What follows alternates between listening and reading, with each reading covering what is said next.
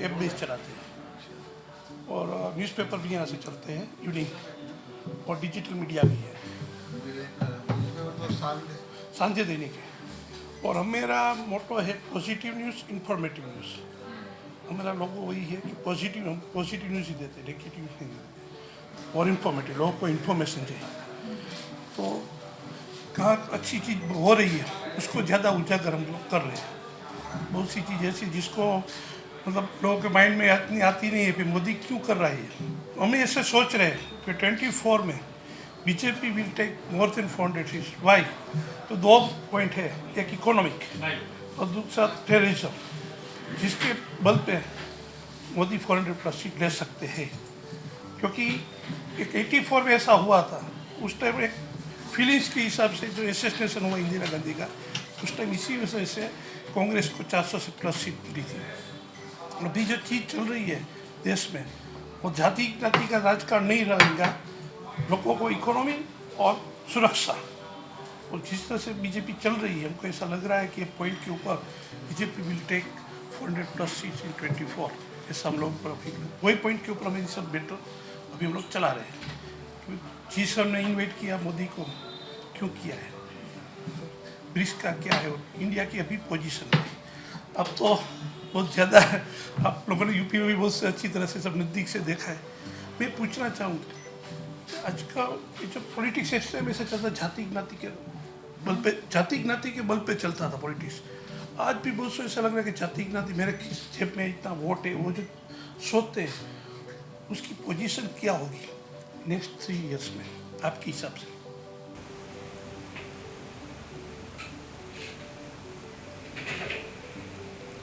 जातिवाद और परिवारवाद और तुष्टीकरण, इन तीनों के ऊपर मोदी जी का सबका साथ, सबका विकास, सबका विश्वास, सबका प्रयास ये बहुत भारी है। परिणाम ये है कि कहीं कोई टिकता हुआ दिखाई नहीं दे रहा। जहाँ जहाँ चुनाव होते हैं वहाँ मोदी वन मैन शो है। मोदी अवतारी पुरुष है, युग पुरुष है, क्या ताकत है आप गुजरात वालों ने दिया है देश को, मैं नहीं जानता। लेकिन मोदी का जादू है सारे देश में, और देश में नहीं विश्व में। सारा विश्व दीवाना है। प्रधानमंत्री भारत के हैं, पर आज की डेट में नेता वो सारे विश्व के हैं। जहाँ जाते हैं वहीं मोदी मोदी मोदी मोदी मोदी होता रहता है। और मोदी का कमाल ये है, कोई भी टिकट पा जाता है बीजेपी से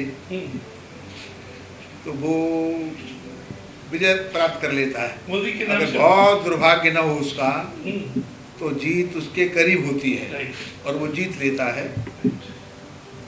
अगर उसका भाग्य ही खराब हो,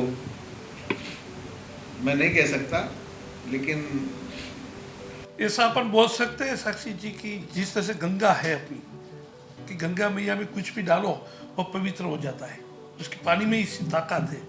तो ऐसा कोई अपन बोल सकते हैं कि मोदी में भी ताकत है, कि आपने जैसा बताया कि किसी को भी आप चुनाव में खड़े कर दो। मोदी तो गंगा की तरह है, पर मोदी की पार्टी समुद्र की तरह है।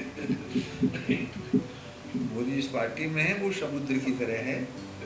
जैसे समुद्र में सारी दुनिया की नदियाँ अच्छी खराब, अगर गंगा जाती है, यमुना जाती है, तो गंदी गंदी नदियाँ भी जाती हैं। तो समुद्र किसी से मना नहीं करता, सबको, वो उसकी विशालता है, बड़ा हृदय है। अब ये कुछ नेगेटिव सोच वाले पत्रकार, क्षमा करिएगा, वो गलत तरीके से लेने लगते हैं। सही बात है। वो तो समुद्र की महानता है कि गंदी नदी को भी नहीं रोक रहा, उसकी महानता है। तो जो जा रहा है। तो आज मोदी की शरण में जो आ रहा है, कहावत है ना गाँव की, जब जागे तभी सवेरा, जब जागे तभी सवेरा। तो जब सुधरने के लिए कोई डेट फिक्स तो होती नहीं है। कल तक मैं गलत था, आज मोदी से प्रभावित हो गया, आज मोदी की शरण में आ गया। अगर मैं आज भी सुधरना चाहता हूँ तो मुझे वो अवसर मिलना चाहिए, उसको किसी और दृष्टि, मतलब वो किस्मत होना चाहिए आपको। सुधरने के लिए भी किस्मत चाहिए, उसका टाइम किस्मत पे डिसाइड होता है, उसे अवसर मिलना चाहिए। और मोदी जी अगर ऐसा अवसर देते, उनको लोग ऐसा अवसर देते, तो उसकी आलोचना नहीं, उसका प्रशंसा होती है। एक उसके नाम पे हर जगह पे वो जिस तरह से आपने बताया मीडिया वालों ने एक आपने भी बताया, मैं भी मीडिया वाला हूँ, मैं भी समझता हूँ कि माइंड सेट बना देते हैं कि कोई एक चीज़ को आप उसी तरह से देखना चाहते हो। कुछ मीडिया वाले जी पहले से अपना माइंड सेटअप करके रखे हुए हैं। जी जैसे आपने तय कर लिया कि हम पॉजिटिव खबर दिखाएंगे, नेगेटिव नहीं दिखाएंगे। कुछ लोगों ने संकल्प कर लिया हमको तो नेगेटिव ही दिखानी है, हमको तो मोदी के कपड़े उतारने हैं। अगर मोदी ने चश्मा के लिए लगा लिया, चश्मा ऐसा क्यों लगा लिया, ऐसा कुर्ता क्यों पहन लिया, ऐसा पजामा क्यों पहन लिया। कुछ लोग जो हैं वो नेगेटिव सोच के हैं, और वो नेगेटिव सोच के इसलिए हैं कि वो बिके हुए हैं, विदेशों के द्वारा बुके हुए हैं, कुछ पार्टियों के द्वारा बुके हुए हैं, तो वो जो चाहेंगे सो कहेंगे। लेकिन मोदी की एक भी योजना ऐसी नहीं है जिसकी आलोचना की जा सके।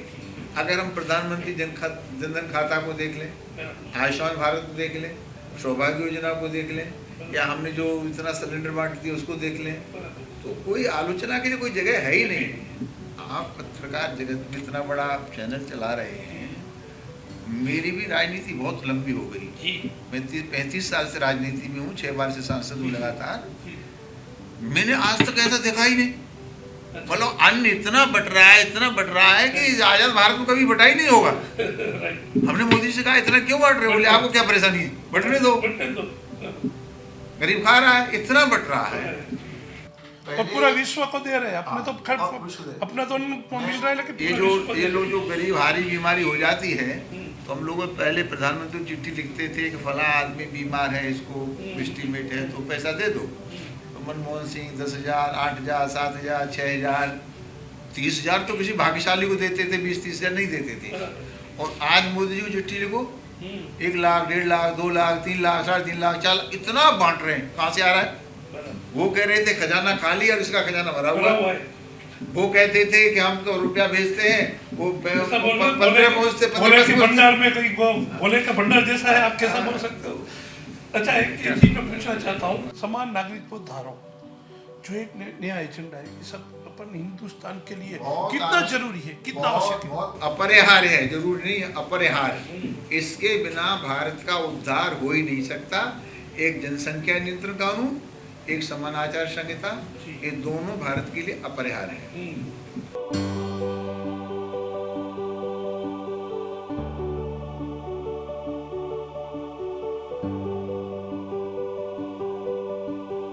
આવા જ અવનવા વિડીયોઝ માટે અબ તકની ચેનલને સબસ્ક્રાઇબ, લાઇક અને શેર કરતા ના ભૂલશો। આ જ રીતે જોડાયેલા રહો અબ તક સાથે।